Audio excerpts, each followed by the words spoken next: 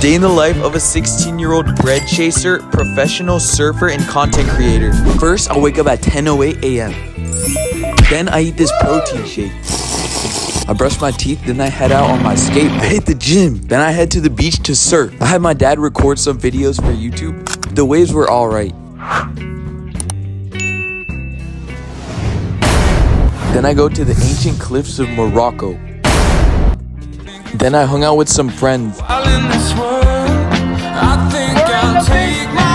Like and subscribe if you're cool.